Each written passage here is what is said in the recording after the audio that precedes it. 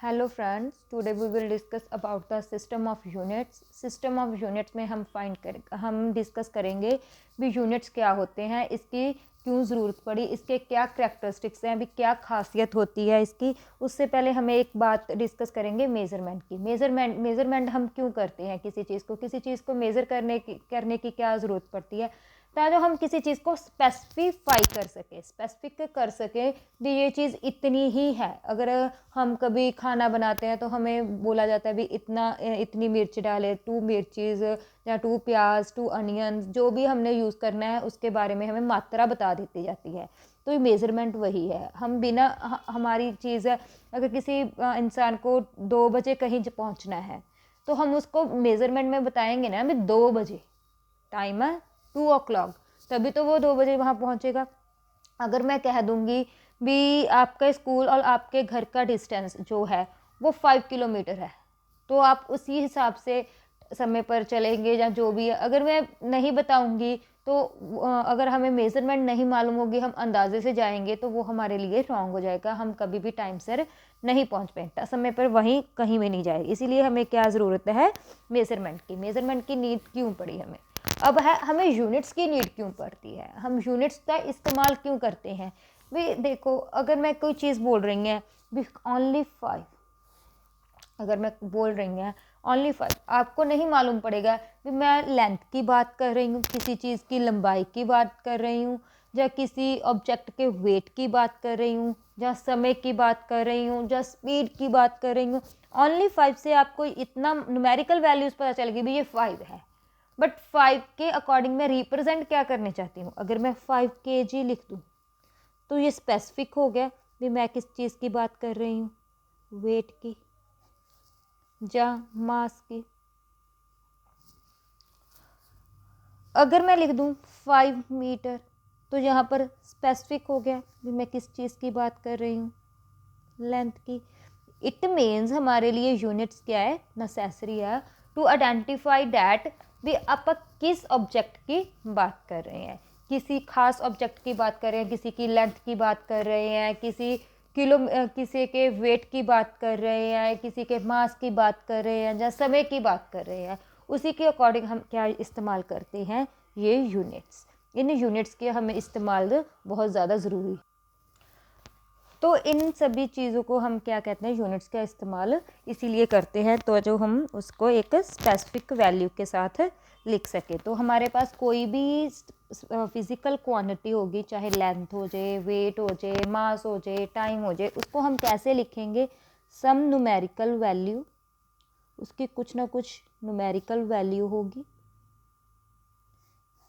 And और उसके साथ कुछ का स्पेसिफिक यूनिट लिखा जाएगा, दैट इज़ यू। हम इसे रिप्रेजेंट करते हैं एन यू के। कोई भी फिजिकल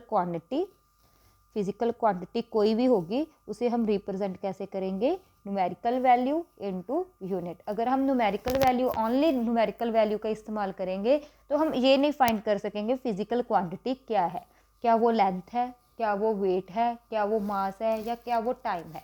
तो हम इसको आइडेंटिफाई करने के लिए हमें किस चीज़ की ज़रूरत पड़ती है, यूनिट्स की।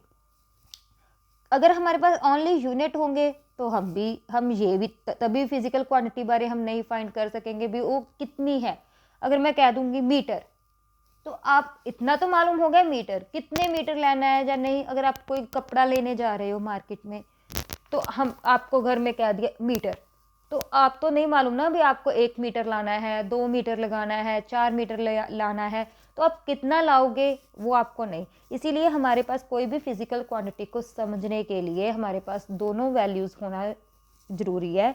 कौन कौन सी, न्यूमेरिकल वैल्यू एंड उसके यूनिट्स। और फिजिकल क्वांटिटी क्या हो, फिजिकल क्वांटिटी हम उसको ही बोलेंगे जो फिजिक्स के सभी लॉज को फॉलो करे और उसे हम किए न्यूमेरिकल और उसके यूनिट के साथ रिप्रेजेंट कर दे, उसे हम बोलते हैं फिजिकल क्वांटिटी। आगे हमारे पास है यूनिट्स है जेडे 2 तरह के होंगे हैं। Units are 2 types. जो हमारे पास ये यूनिट्स की बात कर रहे हैं हम, यूनिट्स है ये 2 टाइप्स के होते हैं हमारे पास। Firstly fundamental units, second one derived unit, जिनको हम ड्राइव कर सकते हैं, ड्राइव्ड यूनिट, फंडामेंटल यूनिट और derived unit always derived from fundamental units. तो फंडामेंटल यूनिट्स क्या है? Fundamental units are those unit which neither और nor be derived from one another. वो ये किसी से भी ड्राइव नहीं हो सकते। हमारे पास स्पेसिफिक 3 हम मेनली यूज़ करते हैं, ये हमारे पास फंडामेंटल यूनिट्स हैं। कौन कौन से? मास, लेंथ एंड टाइम। ये 3 तो हम स्पेसिफिक लेते हैं। इसके बिहाफ हमारे पास क्या है? इसके अलावा भी हमारे पास 4 और फंडामेंटल यूनिट्स है जो कहीं से भी ड्राइव नहीं किए जा सकते, जो क्या है सिर्फ एक है। जैसे एंगल हो गया, ठीक है ना, हम एंगल भी तो कहीं से भी ड्राइव नहीं कर सकते, एंगल भी तो एक फिक्स है। टेम्परेचर, ये भी हम ड्राइव नहीं कर सकते। करंट को नहीं ड्राइव कर सकते, जो आ रहा है उसको हम किसी भी तरीके से फाइंड नहीं कर सकते। तो ये है हमारे पास फंडामेंटल यूनिट्स। नेक्स्ट है हमारे पास derived units. Derived unit which are derived from fundamental units, the units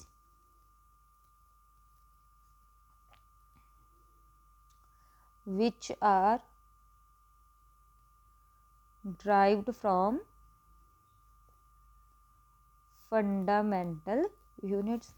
fundamental units ਜਿਹੜੇ कि derive किते हैं, जैसे कि स्पीड, वेलोसिटी, फोर्स। आपने छोटी क्लासों में पढ़ा होगा स्पीड का क्या फार्मूला होता है? Speed is equal to distance upon time.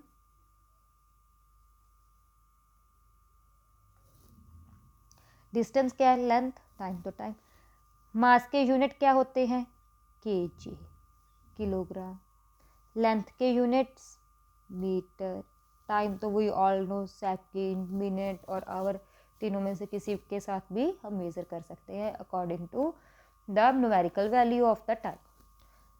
Speed, speed के हम कैसे कहते हैं? डिस्टेंस किस में मीना जाता है? मीटर्स में। टाइम सेकंड में। तो स्पीड के यूनिट क्या हो गए? मीटर पर सेकंड। ये हुआ ना complex form of these derived units. तो इन दोनों तो ड्राइव कितने गए, तो इन्होंने उसी की कह देंगे ड्राइव्ड यूनिट्स। तो अभी हमें क्या मालूम पड़ा? ड्राइव्ड यूनिट्स क्या होते हैं, फंडामेंटल यूनिट्स क्या होते हैं। अभी इनकी कुछ करैक्टरिस्टिक्स है, कुछ खास बातें हैं, कुछ उनकी खासियत है। नाउ हमारे पास है characteristics of the standard units. तो स्टैंडर्ड यूनिट्स के ना कुछ करैक्टरिस्टिक्स होती हैं। क्या करैक्टरिस्टिक्स होती हैं? जैसे it should be well defined. Well defined का मतलब कि है भी तुझे सिर्फ इतना ही बोलना है भी हम मीटर का इस्तेमाल करते हैं, तो एवरीवन नोज, सारा नू पता भी मीटर का मतलब की होवे। वेल डिफाइंड है मतलब हरेक नू पता उस चीज़ बारे आप वो जो सिस्टम का इस्तेमाल करांगे। किलोमीटर्स बोल रहे हैं तो सभी को मालूम है, जैसे किलोमीटर्स में हम दूरी मापते हैं, डिस्टेंस मापते हैं जो रोड्स पर होता है, तो हर जगह पर किलोमीटर सेम होते हैं। तो एवरीवन नोज किलोमीटर्स का मतलब क्या है। वेल डिफाइंड का मतलब ये होता है भी सभी को हम एक्सप्लेन कर सके इसका मतलब क्या है, तो वो समझ भी सके, आप प्रॉपरली उस चीज़ को डिफाइन कर सकिए। फिर it should B suitable size. Suitable size होना चाहिए। जैसे कि हम बात किसी चीज़ की लेंथ की कर रहे हैं, पेन की लेंथ की बात कर रहे हैं, और हमने स्केल कौन सा ले लिया? मीटर्स वाला, तो हम इसकी एग्जैक्ट लेंथ नहीं ना फाइंड कर सकें। हमें क्या चाहिए? सेंटीमीटर वाला स्केल चाहिए। किलोमीटर वाला हम कह देंगे इसकी एक पेन की लेंथ को माप फाइंड करना है, इसका मेज़र लेना है, बट हमारे पास स्केल कौन सा है? किलोमीटर्स का। तो हम स्केल बहुत बड़ा हो जाएगा और लेंथ बहुत छोटी हो जाएगी। तो हमें ऐसी चीज़ों का भी इस्तेमाल करने से पहले उसका साइज़ देखना पड़ेगा भी हमें कौन सी चीज़ की लेंथ फाइंड करनी है, उसके लिए कौन सा स्केल ज़रूरी है। देखो, अगर हमने इस पेन का वेट करना हो, हमें कह दिया जाए भी इस पेन का वेट करो, और हमारे पास जो वेट्स ने वो किलोग्राम में दे जाए, तो हम इसका वेट कर सकते हैं किलोग्राम में? नहीं, इसका वेट तो ग्राम्स में आएगा, पेन का वेट तो ग्राम्स में आएगा। तो जिस चीज़ का भी हम इस्तेमाल कर रहे हैं, जिस यूनिट का हम इस्तेमाल कर रहे हैं, वो हमारे साइज़ के साथ सूटेबल होना चाहिए। भी अगर हम डिस्टेंस माप रहे हैं, हमने हमें कहता है भी हमें रोड पर किलोमीटर्स मापने हैं और हमारे पास क्या है, वो 15 सेंटीमीटर वाला स्केल है जो हमारा जर्नली ज्योमेट्री बॉक्स में होता है, 15 सेंटीमीटर वाला स्केल। तो हमें वो स्केल के साथ हम किसी रोड की दूरी तो डिस्टेंस तो माप, अगर हम कोशिश करेंगे ना उसका मेज़र लेने के लिए डिस्टेंस का, तो हमें बहुत समय लग जाएगा। शायद हम एक दिन पूरा ही निकाल दें वे 1 किलोमीटर की दूरी को स्केल के साथ फाइंड करने में। वो 15 सेंटीमीटर स्केल के साथ कितनी दूरी पर 1 किलोमीटर बनेगा, उस दूरी को फाइंड करने के लिए शायद हमें पूरा दिन निकल जाए। इसलिए हमें सूटेबल साइज़ चाहिए भी, जिस चीज़ की हम दूरी देखनी है उसके हिसाब से हम उसका स्केल ले लेंगे। हम पेन की लेंथ देखनी है तो हम 15 सेंटीमीटर वाला स्केल ले लेंगे। हमने कपड़े की लंबाई देखनी है, बेड की लंबाई देखनी है तो हम मीटर स्केल ले लेंगे। टेबल की लंबाई देखनी है तो मीटर स्केल ले लेंगे। अकॉर्डिंग टू दे हम फुट का स्केल लेंगे, हम मीटर का स्केल लेंगे, हम सेंटीमीटर वाला स्केल लेंगे या किलोमीटर वाला स्केल लेंगे। अकॉर्डिंग टू डिस्टेंस आप कौन सा लेंथ फाइंड कर रहे हैं उस चीज़ पर डिपेंड करता है हमें किस टाइप का, किस साइज़ का स्केल चाहिए। तो हमें it should be the suitable size. अगर हम जिस चीज़ की हम लेंथ फाइंड कर रहे हैं उसके अकॉर्डिंग ही उसका स्केल चाहिए। और नंबर 2 पर हमें फाइंड करना है टाइम और हमें मिल गया लेंथ का स्केल, तो वो भी गलत है। टाइम थोड़ी ना लेंथ के साथ फाइंड कर सकते हैं। टाइम तो हम सेकंड्स में, मिनट्स में और घंटों और आवर्स में फाइंड करेंगे ना। वैसे ही it should be easily reproducible at all places. अब देखो हम एक देश से दूसरे देश में जा रहे हों, जहाँ फिर हम एक कंट्री से दूसरी कंट्री जा रहे हों, जहाँ फिर हम एक स्टेट से दूसरी स्टेट जा रहे हों, जहाँ हम एक शहर से, एक सिटी से दूसरी सिटी में जा रहे हो, तो हर चीज़ की वैल्यू वहीं पर सेम हो, वहाँ पर भी मिल जाए। अगर हमारे पास हमारी कहीं भी शॉप होगी तो हमारे पास जो 1 मीटर है उसी मीटर को हम दूसरी जगह, अगर टाइम ही फाइंड करने हैं, हम यहाँ पर टाइम देख रहे हैं, ठीक है, हमारे पास घड़ी है घर पर, अगर हम कहीं और भी जाएं वहाँ पे हमें इजीली सेम टाइम मिल सके तो वो इजीली रिप्रोड्यूसेबल होवे, हम कि कहीं भी जाकर उसको रिप्रोड्यूस कर सके, हमें आता हो भी इसे किसे रिप्रोड्यूस कर सकते हैं, इसे कैसे रीयूज़ कर सकते हैं, कैसे कैसे इसकी वैल्यू फाइंड कर सकते हैं। Next, it should not be change with time और प्लेस टू प्लेस। दूसरी शायद छोटी लोअर लेवल क्लासेस में पढ़ा होगा। अभी एक चीज़ यहाँ पर आप मुझे कहेंगे मैम गलत बोल रहे हैं, तो वो मैं बता दूंगी कौन सी है। It should not change with time. Time के साथ नहीं। अगर आपने 2 साल पहले कोई कपड़ा खरीदा है, उसकी लेंथ था 5 मीटर, ये तो नहीं हो सकता ना भी 2 साल बाद जब आप उसकी लेंथ दोबारा फाइंड करेंगे तो वो 5 मीटर से 5 मीटर से कम हो जाएगी या बढ़ जाएगी, तो वो तो 5 मीटर ही रहेगी ना। तो जो भी आप सिस्टम यूनिट हम ले रहे हैं उसका साइज चेंज नहीं होगा with respect to time. Similarly weight, अगर हमने 2 साल पहले 5 किलोग्राम चीनी ली है तो 2 साल बाद भी तो उसका वेट 5 किलोग्राम ही होगा ना, वो ना तो कम होगी ना बढ़ेगी। तो क्योंकि ये एक स्पेसिफिक है इसीलिए तो हमने क्या है, वेल डिफाइंड होगा भी। हम कभी भी उसका इस्तेमाल करें 2 साल बाद, 5 साल बाद, 10 साल बाद, तो उसकी वैल्यू फिक्स ही रहेगी और प्लेस टू प्लेस चेंज भी नहीं होगी। बट आपने नो लोअर लेवल्स में पढ़ा है प्लेस टू प्लेस किसी चीज़ की वैल्यू चेंज हो जाती है। वो डिपेंड करता है अर्थ की पोजीशन पर, वे हम कौन सी इक्वेटर पर रह रहे हैं या इक्वेटर के पोल की साइड पर रह रहे हैं, उसके अकॉर्डिंग वेट का चेंज होता है। तो ये वेट के लिए नहीं हम करेंगे, मास के लिए ओके है। मास कभी भी चेंज नहीं होता, वेट चेंज होता है। It should not be change with change in physical condition. अभी ये भी है भी, ये ना हो भी हमारे पास 1 मीटर है या 1 किलोग्राम का वेट है और टेम्परेचर बढ़ा तो वेट कम या ज़्यादा हो गया। टेम्परेचर के साथ ये तो नहीं ना, गर्मियों में हमें सब्जी ज़्यादा मिलती है 1 किलोग्राम में, सर्दियों में कम मिलती है, या सर्दियों में ज़्यादा गर्मियों में कम, ऐसा तो नहीं होता ना। इसीलिए क्योंकि हमारे जो यूनिट्स है वो की है विद द टेम्परेचर और प्रेशर नॉट चेंज, वो चेंज ही नहीं होते, वो सेम ही रहते हैं। नेक्स्ट है, it should be easily accessible, वो हमें इजीली मिल सके। देखो हम आप अनुसार फिक्स पता है कि जर्नली अगर हम किसी जगह ते जाने हैं भी एक स्पैसिफिक करैक्टर ही देखते हैं, स्टैंडर्ड यूनिट ही लैने। स्टैंडर्ड यूनिट का लैन का मतलब ये है भी आप ये ना कहिए भी अगर आप कह देंगे लंबाई मापनी है, मैं कह दूँगी मेरा 1 हाथ है, मेरा एक हाथ हो सकता है, किसी और के 2 हाथ हो सकते हैं, छोटा बच्चा होगा तो उसके 2 हाथ हो जाएंगे, मेरे से बड़ा होगा हाथ उस किसी का तो उसका क्या हाफ हाथ में भी हो जाएगा। तो ये तो कोई अब हम कह नहीं सकते, हमें स्टैंडर्ड यूनिट ही चाहिए, नॉर्मल यूनिट तो हम कुछ भी कह सकें, इसीलिए क्या है हम स्टैंडर्ड यूनिट का इस्तेमाल करते हैं। नेक्स्ट है हमारे पास जो स्टैंडर्ड यूनिट है ना, वो भी कितने सिस्टम होते हैं, यूनिट्स के भी सिस्टम होते हैं। कौन कौन से यूनिट के हमारे पास सिस्टम है? 3 सिस्टम्स है यूनिट के, sorry 4 system, 4 systems of unit है हमारे पास। कौन कौन से? फर्स्ट है हमारे पास CGS सिस्टम, सेकंड है हमारे पास FPS सिस्टम, थर्ड है हमारे पास MKS सिस्टम, फोर्थ है SI सिस्टम। SI सिस्टम नाम सभी ने सुना होगा। तो हम अभी तीन फिजिकल क्वांटिटी लास्ट पढ़ गया थी वीडियो में स्टार्टिंग में, कौन कौन सी? मास, फंडामेंटल यूनिट्स में मास, लेंथ और टाइम। मैंने कहा था जर्नली हमारे पास ये 3 होती हैं, वैसे तो हमारे पास 4 और भी है। तो जो सिस्टम है वो इन्हीं के साथ रिलेट करते हैं हमारे पास। CGS सिस्टम, फर्स्टली हमारे पास क्या है? मास, लेंथ और टाइम। हम क्या करेंगे? CGS सिस्टम में हम बोलते हैं लेंथ को किसके साथ मेज़र करते हैं? हम सेंटीमीटर के साथ। मास को किलोग्राम के ग्राम के साथ और टाइम को सेकंड के साथ। लेंथ हो गई। इन CGS system we measure the length in centimeter, mass in grams, time in seconds. In FPS system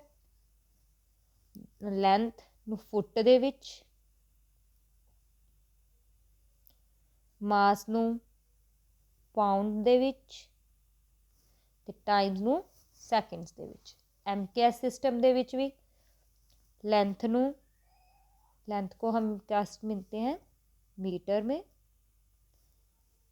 मास को केजी में और टाइम को सेकंड में।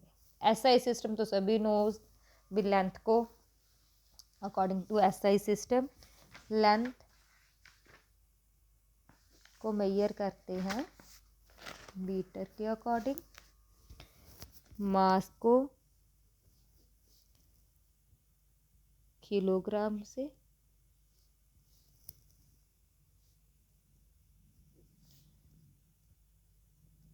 टाइम को सेकंड से। और ये 3 तो फिक्स है हमारे पास। जो मैंने अदर 4 बोली थी वो इसी के साथ आती हैं। SI यूनिट ही हम SI यूनिट में ही उनको मेज़र करते हैं, ना तो हम उनको CGS सिस्टम में मेज़र करते हैं, ना ही FPS में, ना ही MKS में, ओनली SI सिस्टम में। इसका 4th यूनिट बना है फॉर अदर फोर्स के लिए, नहीं तो हमारे पास ये 3 ही थे। देखा तो है MKS और SI में ये तीनों तो कॉमन है, SI में ये और MKS में ये कॉमन है। तो अब अदर 4 हमारे पास क्या है? अदर 4 है जो हमारे पास, वो है 4th है हमारे पास टेम्परेचर। इसको हम मेज़र करते हैं केल्विन में, रिप्रेजेंटेड बाय कैपिटल के। हमारे पास 5th है इलेक्ट्रिक करंट,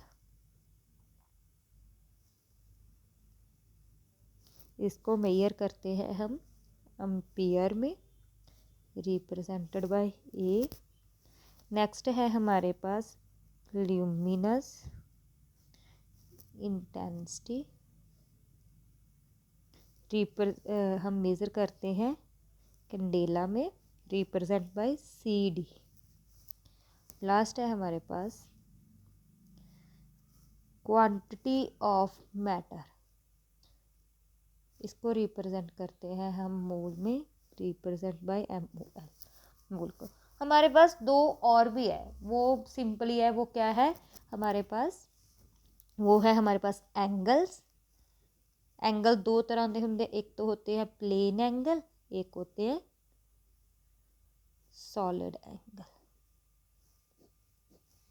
प्लेन एंगल, जैसे कि मैंने कह दिया भी, एक ये लाइन है, एक ये लाइन है, इन दोनों में जो एंगल बने, इन दोनों लाइंस में जो एंगल बने उसे क्या बोलते हैं हम?